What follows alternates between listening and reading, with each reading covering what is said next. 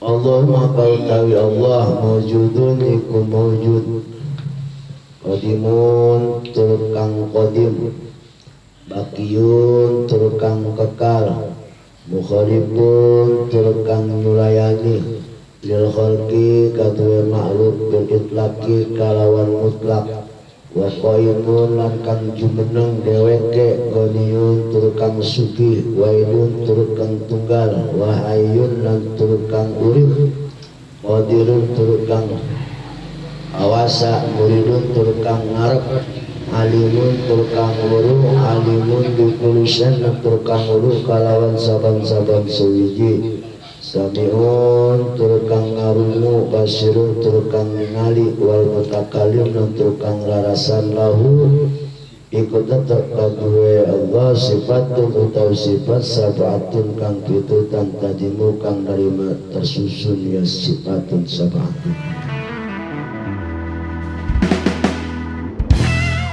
Bismillahirrahmanirrahim. Beres mukadimah, beres juga kemarin tentang masalah kewajiban kita.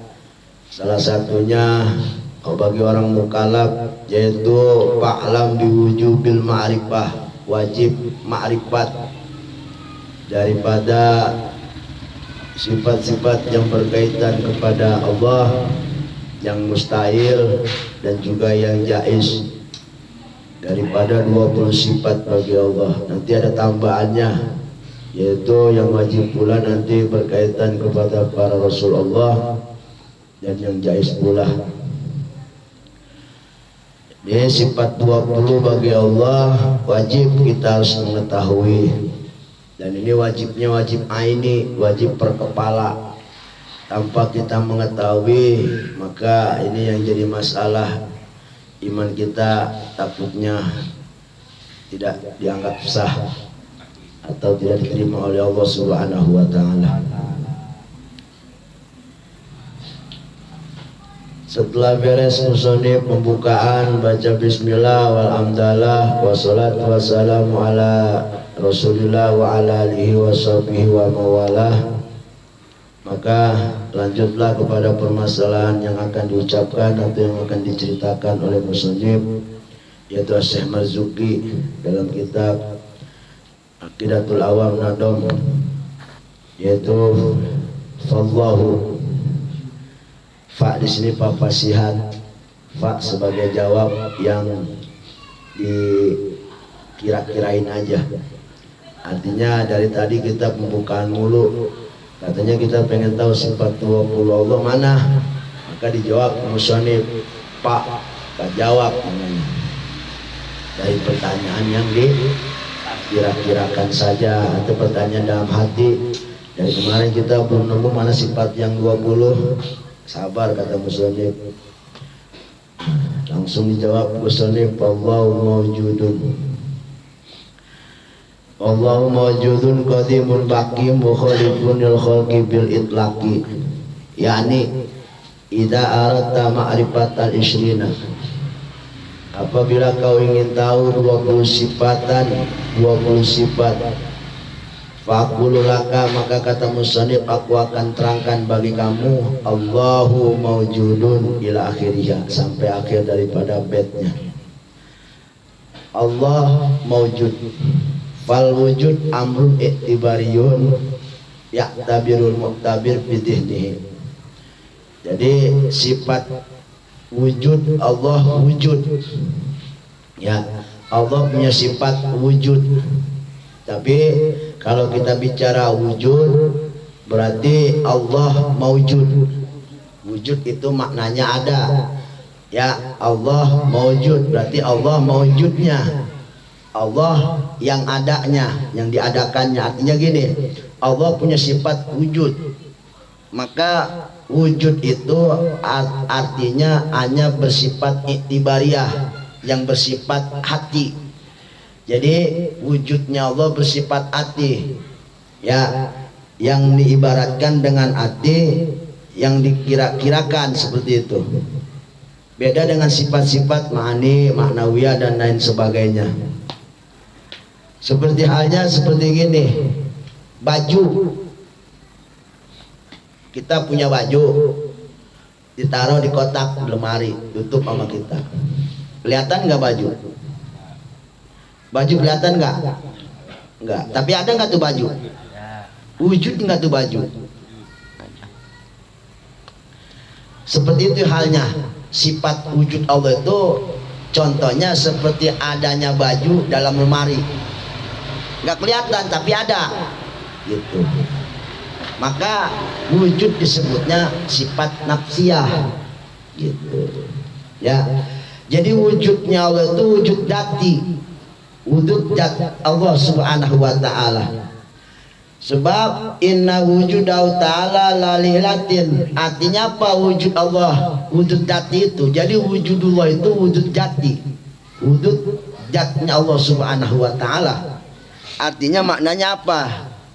Keterangan tafsirnya apa? Penjelasannya apa? Artinya wujudnya Allah itu lalilatin, tidak ada elat. Ya. Anal gair artinya apa? Anal gaira laysa musiran. Bahwasanya hal selain Allah itu tidaklah membuat, menciptakan, mewujudkan Allah. Ya, walakin Allah musiran, akan tetapi Allah yang mewujudkan dan yang menciptakan selainnya. Jadi Allah tidaklah diciptakan oleh sesuatu, akan tetapi sesuatulah yang diciptakan Allah. Gitu. Dan ketahuilah anal wujud, bahwasanya wujud itu sifat nafsiyah, disebutnya sifat nafsiyah. Apa sih sifat nafsiyah? Sifat nafsiyah itu artinya sifat subutiyah, sifat yang maknanya tetap. Artinya sifat yang berhubungan dengan zat Allah Subhanahu wa taala, yaitu sesuatu yang tidak masuk akal jika Allah tidak disifati wujud. Tetapi wujud Allah tidak didahului akan sesuatu, atau oleh elat atau oleh sebab. Jadi kesimpulan daripada sifat wujud Allah Subhanahu wa taala, arya makna kalau kita tanya apa sih keterangan sifat yang pertama, yaitu wujudullah. Allah bersifat wujud. Di sini anau bahwasanya wa innamal wajib alaihi al-jazmu, diwajibkan atas kita untuk mengiyakan, menetapkan, meyakinkan anau bi anna wujudahu ta'ala, bahwasanya wujud Allah Subhanahu wa taala wajibun, itu sifatnya wajib adanya. Arti wajib di sini bukan wajib menurut fikih, tapi menurut ulama tauhid. Ya, sesuatu perkara yang enggak masuk akal tiadanya. Suatu perkara yang tidak masuk akal atau yang enggak terima akal, enggak nerima ketiadaannya. Sesuatu yang enggak nerima akal ketiadaannya, itu namanya wajib menurut ilmu kalam. Kalau menurut ilmu fikih mah sesuatu perkara yang diperintah dan hukumnya wajib dikerjakan, kalau tinggalkan berdosa. Itu wajib indah fikih. Kalau wajib menurut ilmu tauhid, sesuatu perkara yang tidak masuk akal ketiadaannya, berarti harus ada. Itu seperti di sini wujudnya Allah Subhanahu wa taala, itu mau nggak mau harus ada, wajib adanya. Jadi nggak masuk akal nggak terima kalau ketiadaan. Maka wa wujudu ta'ala mim ghairi madah, dan perlu kita tahu wujudnya Allah itu tanpa madah, tanpa ada asal, ya, dan tanpa ada wasilah, tanpa ada wasilah. Kalau kita ada wasilahnya, keadaan kita, adanya orang tua, baba sama emak, itu wasilah namanya, keberadaan kita. Allah adanya keberadaannya nggak tanpa wasilah, ya, dan tanpa ada sebab, tanpa ada wasilah, tanpa ada sebab. Itu yang harus kita yakini, keadaan wujudnya Allah tanpa sabab dan tanpa wasilah. Itu makna daripada wujudnya Allah Subhanahu wa taala. Wajib sifat wujud bagi Allah Subhanahu wa taala. Annahu lam yusir ahadun, artinya apa? Allah tidak ada yang ngaruh-ngaruh, keberadaannya. Tidak ada yang ngaruh-ngaruh keberadaannya, dalam keberadaannya, tetapi wujudul lidatihi, bahwasanya wujudnya Allah ya karena datnya, bukan karena selain datnya. Itu makna daripada wujudnya Allah, tanpa ada wasilah, tanpa ada sabab. Kenapa? Arti daripada wujud lidati, wujudnya Allah karena datnya. Apa maknanya? Lam yaktaqir ila man yudiu, artinya Allah nggak butuh terhadap yang menciptakan, karena Allah nggak diciptakan. Arti makna daripada wujud dati, wujud datiyun, wujud bangsa dat, artinya apa? Allah tidak butuh kepada yang menciptakan, karena Allah yang menciptakan, karena Allah sang pencipta. Gitu. Ya. Wadatu iktadut wujuduhu, dan datnya Allah sendiri yang ada, artinya tanpa ada yang menciptakan. Ya, bimana anna lam yujad wa nafsuh summa inna wujudahu ta'ala qad syahida bihi kullu mawjud.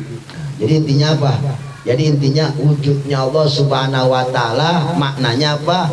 Allah tanpa wujudnya, tanpa ada yang namanya madah, dan tanpa adanya namanya wasilah.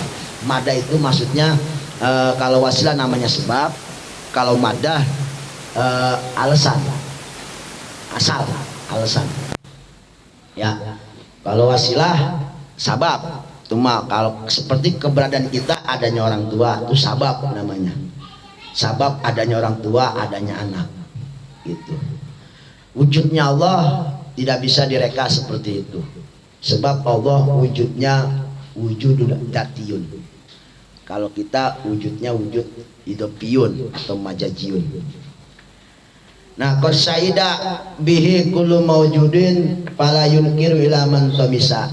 Namun perlu kita tahu, jangan sampai kita punya pemikiran seperti orang-orang kaum dahriyah, ya. Fala yunkiruhu, janganlah kita mengingkari wujudnya Allah subhanahu wa ta'ala, sebagaimana kaum-kaum di luar ahlu sunnah wal jamaah ada sebagian segelintir orang-orang yang mengingkari wujudnya Allah subhanahu wa ta'ala, yang di sini disebut biasanya kaum dahriyah. Kurang kenal sama kaum dahriyah. Kaum dahriyah mulhidah, kaum mulhidah. Kurang kenal juga sama mulhidah kaum palasipah, kaum falsafat, gitu. Ya, dijelaskan dalam Al-Quran, fawailul lahum min adzabis syadid.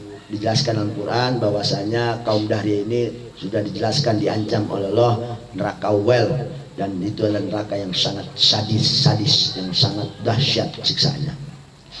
Ada sebuah hikayat anak dahriyah, bahwasanya kelompok dahriyah ini kelompok orang yang ngaku Islam tapi mengingkari wujudnya Allah. Naudzubillah, waliyadzubillah. Sebuah hikayat, ada zaman mereka ini, ada pada waktu zaman Syekh Hamad. Syekh Hamad ini salah satu guru daripada Abu Hanifah, Imam Abu Hanifah, salah satu mujtahid. Beliau ini, Syekh Hamad ini guru daripada Abu Hanifah. Jadi begini ceritanya dulu. Rupanya itu kaum dahriyah, sebuah kelompok yang menghancurkan, yang bahasanya kalau kata kita ingin mengikis akidah Ahlussunnah wal Jamaah dengan menisbatkan Allah bergantung dengan masa. Sedangkan yang namanya masa itu lambat laun akan hilang, berarti Allah juga akan hilang. Nah, dan kaum dahriyah ini sangat hebat, mereka berdalil, sehingga ulama pada masanya itu, pada zaman Syekh Hamad, yang Abu Hanifah masih kecil, masih mondok, masih ngaji, belum diangkat jadi imam mujtahid. Mereka ini mengalahkan semua ulama di kota tersebut, kalah semua berdalil tentang wujudnya Allah. Dari mana wujudnya Allah? Bila makan, katanya adanya Allah tanpa tempat. Jadi mereka berdebat tentang akidah wujudnya Allah tanpa tempat. Dan ulama-ulama seketika itu kalah semua dengan orang dahriyah ini. Kiai dahriyah bahasanya mungkin lah, orang dahriyah.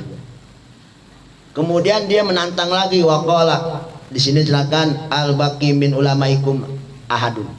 Ada nggak kira-kira selain lu pada nih ulama satu aja, masih ada nggak sisa satu ulama di kota ini? Gue pengen lawan gitu bahasanya, pengen debat. Sebab yang ada udah pada kalah semua, hancur semua berdalil. Masya Allah, ini bahaya ini. Kalau sampai akidahnya goyang, bahaya, bisa jadi kufur. Ada yang menjawab, ulama semua sentak menjawab. Oh, masih ada. Siapa? Hamad, Syekh Hamad. Nah, ini Syekh Hamad ini guru daripada Abu Hanifah, Imam Abu Hanifah, madhab Hanafiyah. Salah satu guru daripada pencetus madhab Hanafiyah. Wakana sogiron, dan beliau ini masih kecil mondok, masih mondok sama Syekh Hamad. Lihat takallama mau pakol adari, kata Imam Dahri, kata ulama Dahri, ulama Falasifah kepada gubernur pada waktu itu, katanya ahdirhu, kiai ahdirhu. Itu yang namanya Syekh Ahmad, tolong hadirkan sama saya, hadapkan sama saya pengen berdebat wujudnya Allah tanpa tempat. Sebab logikanya begini, setiap apapun yang ada pasti butuh tempat, butuh tempat yang muat untuknya. Peci saya angkat di awang-awang, muat nggak nih? Muat, bahkan lebih, karena peci hanya membutuhkan tempat yang untuknya aja. Segini masih lega. Kalaupun umpama ini awang-awang nggak muat untuk peci, maka peci nggak bakal bisa bertempat di tempat itu, karena nggak muat buatnya. Saya seperti saya duduk di sini nih, berarti tempat yang saya butuhkan tempat yang buat tubuh saya aja. Artinya perkara sesuatu yang ada tuh butuh tempat. Termos, berarti termos butuh tempat yang muat buat dia. Bener nggak? Nggak mungkin termos nongkrong situ kalau itu nggak muat buat datnya. Allah itu kan katanya datiyun, Allah wujudu datiyun, berarti Allah itu butuh tempat katanya. Kalau kata logika Falasifah begitu, setiap sesuatu perkara butuh tempat. Apapun semua perkara yang wujud itu butuh tempat, semuanya. Cari coba sesuatu perkara yang wujud nggak butuh tempat, coba cari.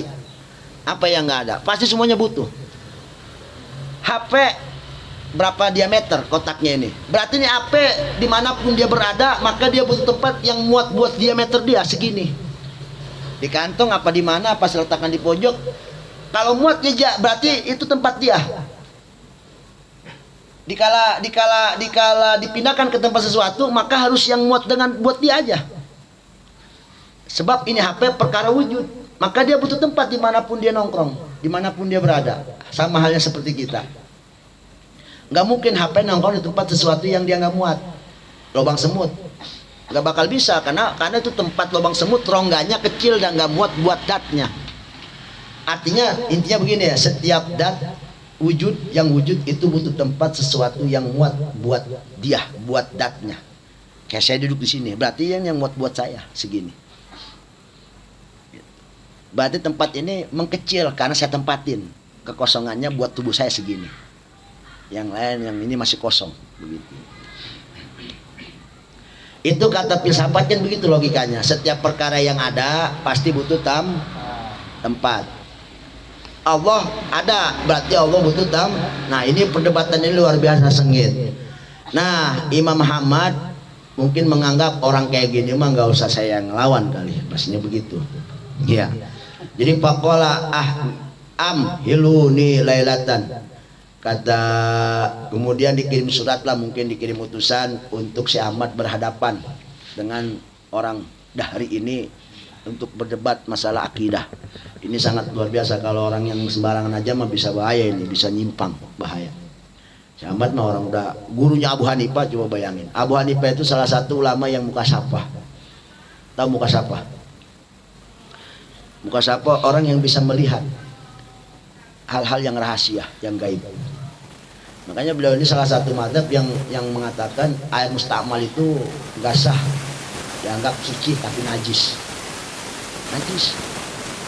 Karena beliau itu kalau ada orang wudhu, itu tetesan air wudhunya itu sama beliau itu kelihatan bukan air tapi dosa orang yang wudhu itu.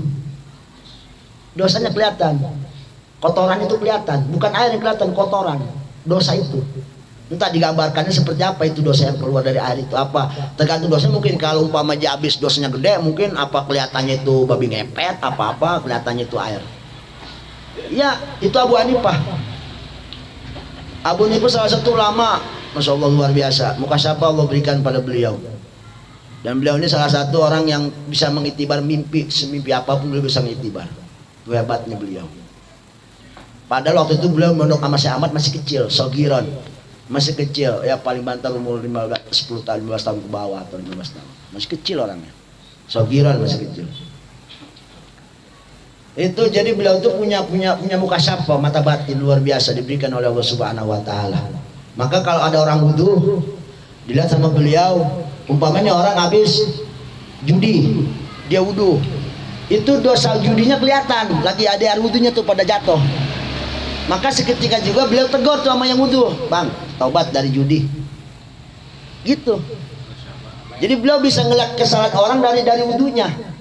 Makanya air mustamal itu membuat beliau mah nggak baik dipakai, air yang bekas air wudu itu. Padahal itu termasuk, kalau Imam Mazhab Syafi'i disebutnya air suci, tapi tidak mensucikan. Suci tetap, air bekas mustamal itu air suci, cuman nggak bisa mensucikan, suci. Artinya tuh air mustamal itu kalau terkena baju kita basah, habis wudu ketepetan baju kita ya nggak apa-apa, orang suci. Kita kumpulin buat bikin kopi bisa. Air bekas wudu, bekas daki. Nah kalau Abu Hanifah mah Masya Allah luar biasa, itu kehebatannya salah satunya Abu Hanifah itu ya. Jadi beliau itu bisa melihat dosa orang dengan cara melihat wudunya aja. Habis berzina kelihatan tuh dosa zinanya. Jauh wudu umpama nih, ada tuh kelihatan tetesan dosa zinanya. Entah itu mantar bentuknya apa, wallahu alam. Jadi setiap orang yang wudu mau beliau ditegur. Umpama nih bocah habis ngelawan bangka orang sama orang tuanya, sholat umpama Jumatan wudu, samping ada Abu Hanifah, kelihatan tuh wudu dosa bangka orang sama orang tua, ditegur. Tong, obat dari ngelawan orang tua. Tuh, tegur. Lu Abu Hanifah, insyaallah. Jadi beliau mah muka sampai itu nggak usah pakai naon begini, nggak usah, suruh wudu aja udah kelihatan. Jadi wudu itu rupanya bisa mensucikan dohir batin kita. Dosa kita rontok sama air wudu. Sebab kisah Abu Hanifah ya seperti itu. Ini beliau lagi mondok nih. Kemudian Pakola, maka daripada itu diutuslah Abu Hanifah jalan menemui wali kota tersebut. Ingin katanya beliau ditantang oleh ulama Dahriyah ini. Datang Syekh Ahmad dengan muridnya yang kecil. Siapa? Abu Hanifah. Kemudian kata kiainya, udah nih, santai saya aja yang maju. Begitu mungkin bahasanya. Lah kan bingung jadinya. Dilihat gubernur, gue bingung banget ini, ngapa bocah yang disuruh begitu ya, yang suruh maju, mengapa nggak kiai? Udah bocah saya aja, mungkin begitu bahasan saya aja. Bingung dah tuh, ya wali kotanya bingung. Fasalau andalik pakola kaifa, maka ditanyalah kaifa ala aktanim. Kiai, gimana saya kagak bingung kiai? Mengapa? Soalnya nih kaum Dahriyah nih ulama-ulama yang sekali bersiano aja pada hancur semua sama dia, ini debatnya. Ini bocah suruh debat bagaimana masuk akal ini begitu kalau kata kita mah. Pokoknya gimana gini kiai? Gimana sih kagak masuk akal banget kiai ini, saya bingung jadinya. Begitu kalau kata wali kotanya mah. Kota itu lah takalum, kan saya mengundang beliau. Kalau saya mengundang kiai buat debat sama ini orang. Ngapa santai yang suruh maju? Bocah lagi ini mah. Abu Hanifah. Waqal lajima jami'al ulama, sedangkan ini ulama dari ini kiai-kiai di kota kita ini udah hancur semua, udah kalah semua berdebat, menyerah semua sama nih kiai. Tentang masalah wujud Allah nggak butuh tempat doang. Cuman kiai waraitu barihah ru'yan munkirah. Rupanya saya juga semalam mimpi kiai. Mimpi apa ente? Saya mimpi sesuatu, Bayro itu mungkin sebuah perahu kali. Faqala Mahira, kata beliau, apa mimpimu? Kata Syekh Ahmad nih kepada wali kota. Saya mimpi sebuah rumah yang begitu luas, yang begitu indah, mazinah, begitu indah. Dan di rumah itu di halamannya rupanya ada sebuah pohon yang berbuah musmirah. Fakharaja min duknidar, kemudian nongol dari samping sisi rumah khinzir, babi. Dan babi itu fakala sama memakan pepohonan yang ada buahnya itu. Yang dimakan buahnya, wawaroko, bahkan daunnya habis semua dilahap, wal aksan, bahkan cabangnya, batangnya, cabang batang. Cuman satu yang nggak kemakan sama dia, batang asli, batang yang gedenya. Kalau rantingnya habis semua, daunnya habis, sama buahnya habis dimakan itu babi. Dan dalam mimpinya, hatta la yabqa, sehingga sampai tidak tersisa itu punan ilal asla, kecuali pangkalnya, itu batang gedenya itu. Cuman itu doang yang masih ada. Tilka sajarah fakharaja min asla, kemudian nongol lagi dari sebelah sisi rumah itu asadun, macan. Kemudian macan itu faqatal khinzir, diterkamlah itu khinzir, babi yang tadi habis makan punan itu, mati habis dilahap sama macan. Mimpi saya seperti itu Kiai, saya amat nih ngomongnya. Kemudian kemudian faqala al khinzir faqala Abu Hanifah faqala al khinzir faqala, maka berkata Abu Hanifah. Nah, dikala dia cerita mimpi ditembalin sama Abu Hanifah, masih bocah, Santi masih bocah. Apa kata beliau? Faqala Abu Hanifah inna lamani ilmat takbir. Wal kata saya gini-gini juga punya ilmu takbir, saya diberikan ilham sama Allah bisa mentakbir mimpi. Jadi beliau ini kayak Nabi Yusuf, kayak Nabi Yusuf ya, ya yang sama Fir'aun, sama Fir'aun sama siapa? Yang jadi menterinya, yang mentakbir mimpi. Itu beliau itu seperti itu, masih santri, masih nyantren, tapi udah bisa itibar mimpi luar biasa, IQ-nya luar biasa. Wajar beliau akan jadi imam mujtahid. Nah, setelah itu kata beliau gimana? Faqala ad-dar wa maka faqala Abu Hanifah fadaru ya khairun lana. Waduh, kalau saya perhatiin mimpi Bapak ini kayaknya mimpi khairun lana, kayaknya sesuatu yang baik buat saya, gitu bahasanya. Ini jadi bisyarah gitu. Sadun adaina, dan ini menandakan bisyarah kehancuran buat musuh saya. Siapa? Si Kiai Dahria itu, falsafah itu. Kemudian kalau adin tali takbiriha, Kiai jangan ngomong itu, tetap izin sama kiainya. Kiai, kalau Kiai ngizinin saya buat mentakbir mimpi ini si wali kota, saya akan mentakbir. La abar Tuhan, saya akan mentakbir mimpinya. Faqala saya Hamad, abir ya Nu'man. Wahai Nu'man, manggilan Nu'man, ayo Nu'man, Abu Hanifah bin Nu'man, ayo takbir mimpinya. Jadi minta izin sama kiainya, apa perlu saya takbir Kiai? Silakan takbir mimpinya. Dan takbirlah mimpinya tersebut oleh Abu Hanifah yang masih mondok ini. Faqala ad-dar, maka berkata Abu Hanifah, ad-dar luasiyah, Pak, rumah yang Bapak lihat begitu megah, indah, luar biasa, Maziyah, itu adalah ibarat negara Islam, artinya agama Islam. Jadi rumah indah itu yang terhias dengan hiasan luar biasa, itu adalah ibarat agama Islam. Agama Islam itu negara Islam, daerah Islam. Maksudnya tempat ini yang ditempatin, kampung yang dipimpin oleh Bapak. Dan wasajaratul musmirah, adapun tanaman yang berbuah itu yang rindang, tapi kan habis dimakan babi, bener nggak? Yang rindang itu ibarat ulama di kota Bapak. Namun mereka kan hancur dimakanin sama babi itu, ya kan? Ya. Wa asluhal baki, adapun tinggal batangnya doang, ya kan? Anta itu kamu, gitu. Bapak maksudnya. Adapun wal khinzir, adapun si babi yang makanin pohonan itu, kan jadi kiai-kiai semua udah pada minggir, tinggal Bapak nih masang badan. Cuman Bapak nyari backingan, siapa yang terkuat buat badan saya, tinggal saya amat doang kan. Maka pohonan yang tinggal batang itu, itulah Bapak. Adapun khinzir yang makanin pohonan itu, wal khinzir dahri, itu si kis dahri itu katanya. Dan wal asad, adapun macan alladzi yahlikuha ayahlikuhu, adapun macan yang menghancurkan babi, anak itu saya. Masya Allah, luar biasa. Berarti kan ini mimpi yang khair, tanda bisyarah baik ini, begitu kan bahasanya. Rupanya benar kenyataan. Apa yang dimimpikan ini, inilah perjalanan yang akan menghancurkan si Imam Dahri itu, Kiai Dahri itu. Nah mulai Pak Hadaba ana wa ma'aka pabibarkati himmatika wa hadratika. Dari sinilah mulai beliau seakan-akan minta restu sama kiainya Syekh Ahmad. Pak Adhaba ma'ana ma'aka, kemudian Pak Adhabu ana ma'aka, saya akan berangkat dengan kiai, temuin itu si Kiai Dahri, ayo di pagi hari ini.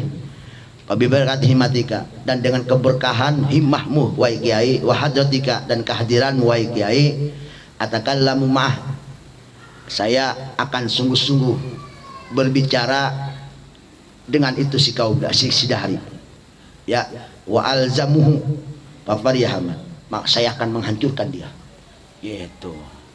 Pede bahasanya, dengan minta doa bahasanya, kiai doain saya biar nanti saya akan hancurkan itu orang dengan doa kiai. Maka papariha Hamad, berbahagialah Syekh Ahmad memiliki begitu luar biasa ini santrinya, Masya Allah. Sumakoma, barulah beliau beranjak berdua dari waktu ini ila masjid, ke tempat masjid yang dimana di masjid itu sudah kumpul manusia-manusia, kaum-kaum pada waktu itu kumpul. Fajal khalifah, dan hadirlah khalifah. Wastamanas, kumpul manusia dalam satu tempat, bimajlisin, bimajlis Hamad, bidzarikal masjid, pada tempat masjid itu. Waqafa Abu Hanifah, biasa yang santri kan duduk sama kiai. Kiai di sini, santri ada ke belakang dikit. Jadi kayak ajudan. Jadi waqafa Abu Hanifah, beliau duduk berhadapan di samping Abu Hanifah duduk bi adaihi, di samping kiainya, tahta sariri, di atas samping kiainya selendangnya, samping kiri selendang. Berarti belah sini. Belah sini. Kiai pakai sarir. Sarir itu mungkin ada yang bilang serempet, ada yang bilang tempat tidur, mungkin ada yang bilang juga selimut. Nah, pokoknya beliau ini ada sebelah kirinya Syekh Ahmad, kiainya beliau. Sambil ngapain? Rafi'an alihi wa nali syekhi. Ini yang disebut santri yang suka beresin sendal kiai. Abu Hanifah udah ngerjain, akhlak luar biasa. Jadi masuk ke masjid itu sendalnya, kan namanya orang banyak, takut sendal pada pintal kemana, sendal kiai dipegang. Dia megang sendalnya sama sendal kiai dipegangin. Bocah santri, kiai di sampingnya, sambil duduk aja begitu. Rupanya kalau ada cerita kiai santri suka ngormatin kiai, takdim salah satunya adalah suka beres sendal kiai kalau kiai lagi sholat. Ini Abu Hanifah yang pertama ngerjain. Masya Allah. Ini ada dalilnya tentang sendal kiai diberesin sama santrinya. Oh, rupanya banyak ulama Indonesia yang ngamalin ini berkah gara-gara sendal kiai. Abu Hanifah ini kerjaannya dipegang sendalnya tuh, ropian na'lahu, sambil diangkat sendal kiai, ditenteng sendalnya, wa na'lah syekhi, dan sendal kiainya. Wastamanas bimajlis Ahmad, kemudian Padra Dahri, datanglah tuh Kiai Dahri. Wah, petantang betenteng, datang langsung naik ke atas mimbar. Wasu'aida al mimbar, dia datang ke atas mimbar. Waqala manil mujib, siapa yang bisa menjawab di soali pertanyaanku, gitu. Siapa yang bisa menjawab pertanyaanku? Ya, faqala Abu Hanifah. Lalu dengan lantang Abu Hanifah menjawab, apa mahadal qaul? San, apa yang ingin kau ucapkan? Tanyalah. Begitu bahasanya. Ayo, nanyapan lo. Begitu kalau bahasa kita mah. Lu beli, lu jual, gua beli. Gitu. Paman ya'lamu yujibuka. Tentunya orang yang tahulah yang akan menjawab pertanyaanmu. Qala, itu Kiai Dahri nggak nanya dulu, tanya nih, kan namanya bocah ngomong lantang coba di depan umum. Oh, apa mau nanta ente siapa ente, kecil-kecil kayaknya masih ya sobi, woi bocah lu siapa, tatakan lamai mau ngomong sama saya. Kam min dawil asnal al-kabar. Emang lu nggak tahu? Gua banyak nih kiai pada hancur sama gua. Kalah bahasanya, kalah debat sama gua. Lu bocah baiklah. Itu kiai yang bude-bude, yang berapa ada sepuh-sepuh, bahkan ulama il azimah yang pakai sorban udang-udang segede ban bajai. Azimah wa ashabus siap fakira, dan pakai bola pakaian kemewahan. Wal-akmal wasya, pokoknya pakaiannya megah, pakaian kekiaian, pakaian kewalian bahasanya. Nggak ada papanya, lu mau ngapain? Bahasanya lu nyampain aja lu mah begitu. Apa kata beliau? Beliau langsung menjawab, qala na'am. Artinya begini, itu bahasanya dia sombong lah. Lakin wa du'a halil ulama wasiyab fakhira walakma wasiyab, walakin wa du'a halil ulama qala hal anta tujibu suali. Lalu tanya sama si Dahri, emang ente kecil-kecil bisa jawab pertanyaan gua? Gitu. Lalu beliau menjawab, qala, dijawab oleh na'am. Mengapa? Silakan. Lu jual gua beli. Gitu. Uji buka. Lu jual gua beli. Bitaufikillah, aku akan menjawab pertanyaan lu dengan taufiknya Allah Subhanahu wa taala. Lalu pertanyaan apa qala? Langsung aja nih gua tanya. Hal Allahu mawjud. Apakah Allah ada? Dengan lantang beliau menjawab, qala na'am, ya Allah ada. Ya. Qala aina huwa. Tanya lagi oleh si Dahri, Allah, kalau begitu Allah di mana? Dijawab oleh beliau dengan lantang, dengan akidah Ahlussunnah pertanyaan seperti ini. La maka adalah Allah enggak butuh tempat. Allah ada dan Allah enggak butuh kebar, dan Allah enggak butuh tempat. Ditanya lagi, qala wa kaifa yakunu mawjudun la makanalah. Lalu bagaimana akal menerima kalau perkara Allah itu wujud, sedangkan yang namanya wujud itu butuh tempat? Allah wujud enggak butuh tempat. Bagaimana akal menerima? Kan begitu bahasanya. Kaifa yakunu mawjudun la makanalah. Bagaimana mungkin Allah wujud tapi enggak butuh tempat? Qala lihada dalil, maka menjawablah Abu Hanifah, lihada dalil fi badanika. Gak usah jauh-jauh. Saya pengen jawab pertanyaan ente. Pertanyaan Allah wujud nggak butuh tempat. Saya pengen tanya ente nggak jauh-jauh. Lihat badan ente. Lihat badan ente. Nih. Apa kata beliau badan ente, lihat contohnya.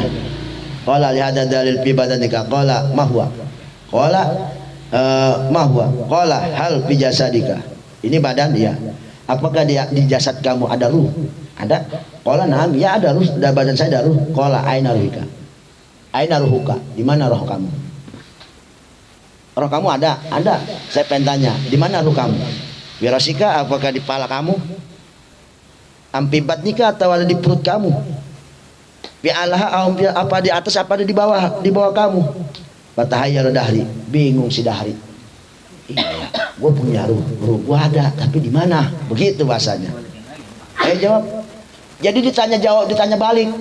Jadi orang begini, mana kalau bertanya tentang zat Allah, kalau ada intinya begini ya. Ini sebuah trik ya. Kalau ada orang ingin menghancurkan akidah kita, bertanya-tanya tentang zat Allah, maka jangan dijawab. Tanya balik. Kayak begini modelnya. Bahasa kalau kata kita begini, kalau kata Bani Bona, nah ini nih aku pengen jadi dalil nih. Nih, ini dia nih pertanyaan lu nih, digituin. Gitu bahasanya. Bingung jadi si Dahri nggak bisa jawab. Faqala Abu Hanifah, lalu berkata lagi Abu Hanifah, kamala yujadu aliruh. Kamala yujadu ruh makanun bi badan. Sebagaimana seperti ruh ada tapi enggak ada yang tahu di mana tempatnya. Sama halnya seperti itu. Wala lisamani makan filabni, dan begitu juga kita enggak tahu gaji yang ada di susu. Susu bergaji, gajinya ada di mana? Ayo, sebelah mana itu di susu? Susu segelas susu kambing, atau ada zat gajinya kan? Ada ngandung gaji daripada itu susu sapi atau susu kambing. Pertanyaannya, gajinya ada di mana? Sebelah mana? Kata alik la yujadu, begitu juga la yujadu lillah fil kaunin, begitu juga Allah di alam semesta yang luas ini tidak bakal kita ketemukan Allah di suatu tempat. Allah nggak butuh tempat, karena memang Allah nggak butuh tempat. Sebab tempat itu makhluk. Kita ini wujud, cuman wujud kita nggak kayak Allah. Kita wujud butuh tempat. Allah wujud nggak butuh tempat. Kenapa Allah nggak butuh tempat? Karena Allah nggak butuh makhluk. Karena tempat itu makhluk. Karena tempat itu, tempat apa aja nih, tempat duduk, tempat jalan, tempat apa, tempat ngongkon, tempat tidur, itu makhluk. Berarti Allah nggak butuh. Maka natijanya, kesimpulannya Allah nggak butuh tempat, karena Allah nggak butuh makhluk. Sebab setiap perkara yang butuh tempat itu makhluk. Berarti kalau Allah butuh tempat, berarti Allah makhluk. Sedangkan Allah itu Khalik, sang pencipta, bukan yang dicipta. Paham? Oke, simpulnya lagi sekali lagi. Kenapa Allah nggak butuh tempat? Karena Allah nggak butuh makhluk. Karena tempat itu makhluk, maka Allah nggak butuh tempat. Sebab setiap perkara yang butuh tempat itu makhluk. Maka kesimpulannya Allah bukan makhluk, maka Allah nggak butuh tempat. Sebab setiap perkara yang butuh tempat itu makhluk namanya, sedangkan Allah Khalik. Gitu. Rada puyeng, begitu ngaji mah puyeng. Nah, kemudian faqala fama wa qala fama. Kemudian ada lagi pertanyaan. Dikata la saya qablahu. Kemudian ditanya lagi nih ya. Ini beliau jawab dengan ibrah aja, dengan contoh. Suma qala Dahri. Pertanyaan enggak sampai situ, ditanya lagi sama si Dahri. Fama kana qablallah wa ma ba'dah. Lalu apa yang ada sebelum Allah dan apa perkara yang ada setelah Allah? Tanya seperti itu. Begitu cerdas Abu Hanifah menjawab, la syai'a qablah, tidak ada sesuatu sebelum Allah, wala syai'a ba'dah, dan tidak ada sesuatu setelah Allah. Paham? Tidak ada sesuatu sebelum Allah, tidak ada sesuatu setelah Allah. Itu jawabannya. Maka beliau mengambil ibrah, pama qabla ibhamika, apa yang ada sebelum jempolmu. Jempol, sebelum jempol ada nggak? Ada jari nggak? Nggak ada. Wama ba'dahin syirika, ba'dahin syirika, dan apa yang ada setelah kelingkingmu? Sebelum jempol ada apa? Ada nggak jari? Nggak ada. Setelah kelingking? Nggak ada. Itulah ibarat Allah. Tidak ada sesuatu sebelumnya Allah dan tidak ada sesuatu setelah Allah. Itu maksudnya. Jadi ibrahnya dengan jempol dan kelingking. Lalu kata beliau, pama baqiyat mas'alatun, pama baqaitu mas'alatun wa idatun. Kata Abu Hanifah, masih ada masih ada satu pertanyaan yang bahwasanya mungkin pertanyaan yang paling yang paling inti. Ini pertanyaan saya pamungkas, pertanyaan pamungkas yang saya yakin kau nggak bisa jawab.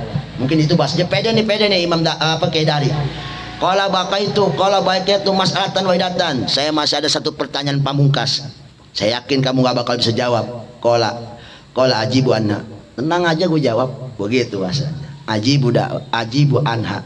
Bil mudhari kan, tenang aja ntar gue jawab. Coba aja ngomong. Insyaallah dengan kekersaan Allah Subhanahu wa taala. Qala, ditanyalah masya'nullah al-an. Allah sekarang lagi ngapain? Ya, qala innaka akasta al-amru. Dijawablah oleh Abu Hanifah, innaka, sesungguhnya engkau telah membalikan satu perkara. Apa artinya? Pertanyaannya dibalikin. Yang bagi ayakunal mujib fauqal mimbar. Jadi begini Bang, kalau bisa mana kita tukeran nih. Innaka akasta amru. Kalau bisa kita tukeran perkara nih, apa maksudnya? Biasanya kata beliau begini, yang bagi ayakunal mujib fauqal mimbar. Biasanya yang orang tanya itu harus di atas mimbar. Dan wasail orang yang nanya itu harus ada tahtal mimbar, di bawah mimbar. Pak ajibu su'alakan. Maka nanti saya akan jawab pertanyaannya. Ayo Bapak di bawah, saya di atas. Nah, in nazalta, kalau Bapak pengen kayak begitu, panajala Dahri, turunlah si Kiai Dahri dari mimbar. Wasu'ada Abu Hanifah naik alas mimbar. Pala majalasa alaihi sa'alahu, setelah ditanya pertanyaan tersebut, Pak Ajabah, dijawab oleh Abu Hanifah biqauli sya'nullah al-an. Pengen tahu ente sekarang Allah lagi ngapain? Isqatul mubdil, Allah sedang menghinakan orang yang munkir, orang yang ingkar. orang yang berbuat pemungkaran, misluka seperti ente gitu, minal a'la ilada, dari atas turun ke bawah gitu. Kemudian waisadul muhik, dan Allah sedang mengangkat orang yang jujur, orang yang benar, misli seperti saya, minal adna, dari bawah ke atas. Artinya sekarang Allah, kalau kau pengen tahu sedang ngapain, Allah sedang mengangkat derajat saya dan sedang menghinakan derajat ente gitu, menghancurkan derajat ente. Itu cerita kisah dari Abu Hanifah melawan kaum Palasifah. Ya, ini sebuah kisah pelajaran buat kita untuk mentameng akidah kita tentang wujudnya Allah Subhanahu wa taala. Sebab Palasifah itu kan mainnya logika. Setiap perkara yang wujud butuh ono gelas, wujud enggak? Butuh dia tempat. Tempat buat dia nongkrong itu gelas. Tempat yang muat buat dia. Iya, hawa yang ada buat tempat itu dia. Kayak kita nih, berarti saya butuh hawa yang buat tempat buat saya yang muat. Sebab saya wujud, saya butuh tempat. Itu logika kan begitu. Nah kalau Allah jawab, berarti Allah juga wujud. Wujud berarti Allah butuh tempat. Jawabannya, Allah enggak butuh tempat. Kenapa Allah enggak butuh tempat? Karena tempat itu makhluk. Allah enggak butuh makhluk. Subhanahu ta'ala anjalik. Allah maha bersih dari tempat. Allah enggak butuh waktu. Enggak ada tuh Allah kemarin, Allah ini malam. Enggak ada Allah malam. Enggak ada. Sebab malam itu maka Allah enggak butuh malam. Tapi malam ada. Malam yang butuh kita, bukan Allah. Allah ciptain malam buat kebutuhan kita, fasilitas hidup kita. Buat apa? Ya kalau kita sekarang buat ngaji, buat tidur. Ya, coba kalau Allah ciptain siang aja kagak malam. Mati kita tengah jalan kerja aja. Orang kagak ada malam, kapan rehatnya kita? Kebayang coba kagak ada malam. Ayo siapa yang ngalamin 2 hari 2 malam siang aja coba. Mati kita. Tengah-hari bolong, kagak ada malam sama sekali. Kapan mau rehatnya? Mati kita kecapean. Kerja bukan 24 jam lagi itu mah, kerja seumur hidup. Siang aja seumur hidup coba. Makanya Allah ciptakan malam istirahat, buat istirahat gitu. Ya, untuk ibadah. Setelah ibadah bagaimana? Pantasyiru fil ardi, barulah kita nyebar ke bumi. Wabtagu min fadlillah, ayo cari karunia Allah Subhanahu wa ta'ala. Tapi jangan lupa wadzukurullaha katsira, banyak-banyak zikir sama Allah. Jangan nyarinya doang getel, zikir kagak getel. Ya, ngojek sambil zikiran. Ngapain juga kita ambil zikiran, duduk ambil zikiran, nungguin parkiran ambil zikiran, nungguin orang masuk, pokoknya kerja apa kita, aktivitas kita, wadzukurullaha katsira. Kenapa? La'allakum tuflihun, supaya kau menjadi orang-orang yang senang dan bahagia dunia akhirat. Itu tujuannya. Jadi kesimpulannya ini jawabannya. Jadi begitu diajarkan kita, ini seakan-akan pengajaran buat kita. Kalau ditanya Allah di mana, Allah nggak butuh tempat. Kenapa Allah nggak butuh tempat? Karena tempat itu makhluk. Kok makhluk? Iya, karena Allah nggak butuh makhluk. Karena Allah nggak butuh. Kan sering kita dengar, semua makhluk yang Allah ciptakan, sedikit pun Allah nggak punya kepentingan. Allah ciptain malam, nggak ada kepentingan Allah sama malam. Jangankan malam, surga aja Allah bikin, Allah nggak ada kepentingan. Itu kepentingan buat umat, kepentingan buat hamba-hambanya yang takwa. Allah nyiptain apa coba? Nyiptain kita gitu. Sedikit pun Allah nggak ngambil kepentingan dari badan kita, dari ibadah kita sekalipun nggak ada. Kalau gitu kita sudah Allahu Akbar, kita juga Allahu Akbar, Allahu Akbar, Allah naik hidung begitu, naik pangkat, kagak. Enggak. Jadi semua yang Allah ciptakan tidak ada kepentingan buat Allah. Lalu pertanyaannya, buat siapa? Buat makhluknya. Itu nyamuk, apa kepentingannya nyamuk? Allah ciptain, yang ada juga orang pada DBD. Gara-gara nyamuk udah berapa miliar orang pada pergi haji. Wah, itu yang pada kerja di pabrik obat nyamuk emang kagak sedikit itu. Gara-gara nyamuk itu baygon tenar PT-nya. Nyamuk yang kalau kita pikir pandang sebelah mata, padahal itu luar biasa manfaatnya, cuman kata kita pada bego aja. Gara-gara nyamuk berapa orang yang semua hidup gara-gara nyamuk. Orang yang kerja di pabrik baygon berapa ribu, berarti kan pada hidup dari gara-gara nyamuk. Dia pada bikin obat nyamuk. Baru paham dah kita ya kalau nyamuk itu manfaatnya luar biasa. Iya. Kalau masalah ada aib, makhluk memang kagak yang sempurna. Nyamuk itu ada penyakitnya, juga ada manfaatnya. Tapi ingat, nggak semena-mena Allah bikin sesuatu tuh nggak ada manfaat buat hambanya yang bertakwa, yang mau berpikir. Semuanya pasti ada manfaatnya. Ada rahasia di balik udang, di balik batu. Semuanya ada rahasia dari Allah. Dalam surat Al-Baqarah diterangkan di situ, Allah nggak malu. La yastahi ayat riba masalan. Allah nggak malu menciptakan sesuatu yang kalau kita anggap hina lah, kayak nyamuk, kecoa apa gitu. Ya segala cacing apa manfaatnya? Oh dirawat orang makan cacing berapa biji ono? Dirawat Cipondo orang beli cacing berapa biji? Seneng kagak itu jebol cacing ke situ? Seneng banget orang jebol tempan. Coba jaga bawa cacing, manyun aja bawa pancing juga. Cacing kita pandang sebelah mata ke injek-injek. Berapa warung yang pada buka jual cacing? Dengar. Cebong sama. Gabus mah doyan banget itu. Ya intinya mah semua tuh masya Allah luar biasa kalau dipikir-pikir ya, semuanya luar biasa. Masya Allah. Iya. Mungkin kita kudu belajar sama orang dulu kali ya, orang dulu mah kan tahu aja ini buat obat anu, ini buat obat anu. Kita mah gak tahu, kadang-kadang tuh punan nyempil numbu itu di samping rumah kita mah nggak tutup pun kita kata sampah aja, padahal jangan tuh bang, gua ambil aja mah nggak obat. Insyaallah. Berarti benar-benar luar biasa. Ini kita nggak berpikir sampai ke sono. Jadi semua fasilitas Allah itu masya Allah nggak kayak fasilitas bos ngasih sama kita. Iya.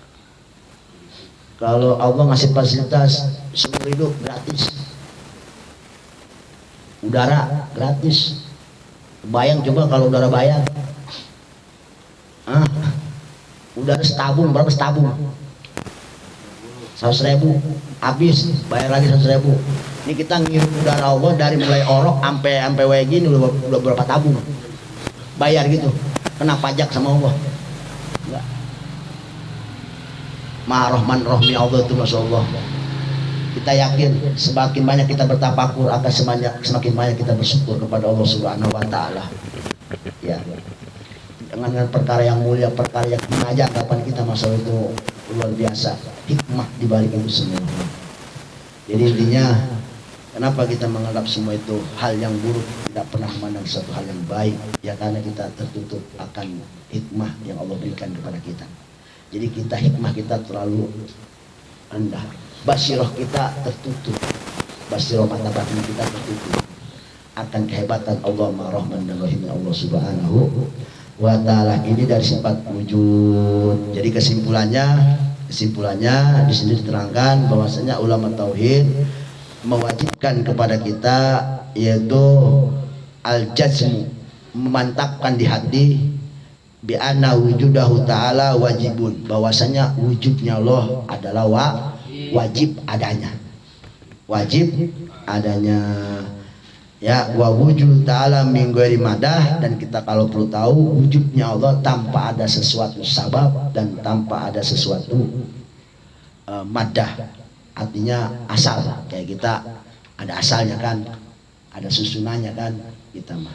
Iya, dari mulai tercipta sampai kita jadi orok sampai waya gini itu kan ada apa perjalanannya, ada madahnya. Ya.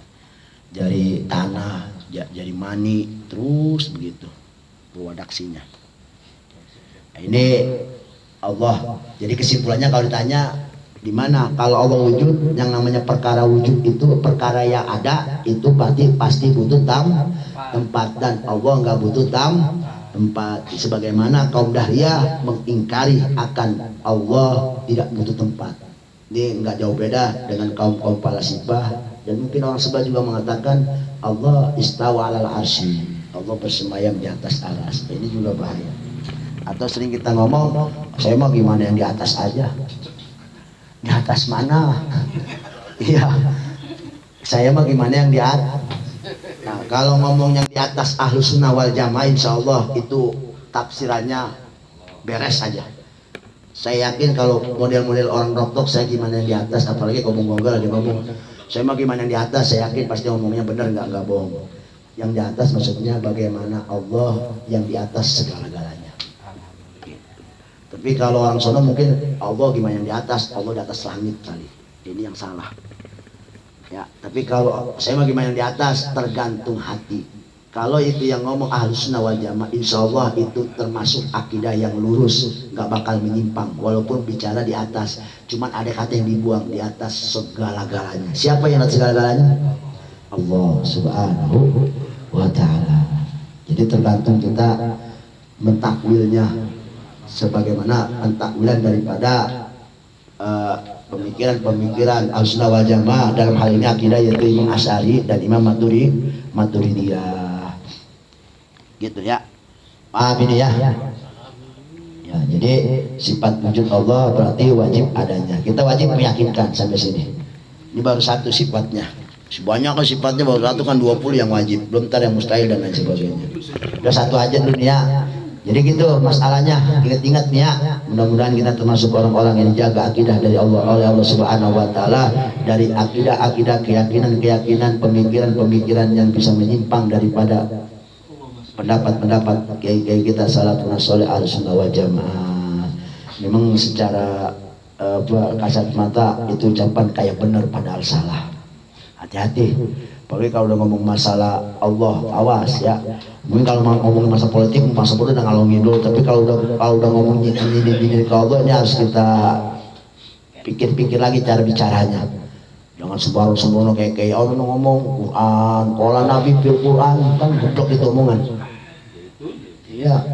Disangka tuh enggak, orang pikir kayaknya omongan begitu omongan biasa. Padahal tuh kalau omongan begitu, kalau umpama pokoknya udah hancur akidah itu. Lu ngomong begitu akidah hancur udah murtad disebutnya. Berarti kan dia Quran itu disangkanya berarti ucapan Rasulullah, padahal dari zaman kafir itu juga emang udah dianggap begitu Rasulullah. Ini mah buatan Muhammad aja begitu kan. Berarti kan dia ucapan kaum kafir ini. Menganggap Quran itu adalah omongannya, dibuat-buat kan, berarti begitu Quran itu. Padahal jelas inna anzalna, ya kan? Inna anzalna fi lailatul qadri. Jelas ayatnya juga. Ya. Jadi intinya ucapan-ucapan yang berkaitan tentang akidah ini harus hati-hati kita ngomongnya, jangan asal-asal, takutnya menyimpang. Padahal walaupun hanya sepatah kata, 2 patah kata, tapi kalau itu menyimpang ini bahaya akan keimanan kita. Waliyadzubillah, mudah-mudahan kita terlindung dari semua itu. Amin amin ya rabbal alamin. Udah segitu aja. Wallahu a'lam bishawab. Walhamdulillahirabbil alamin.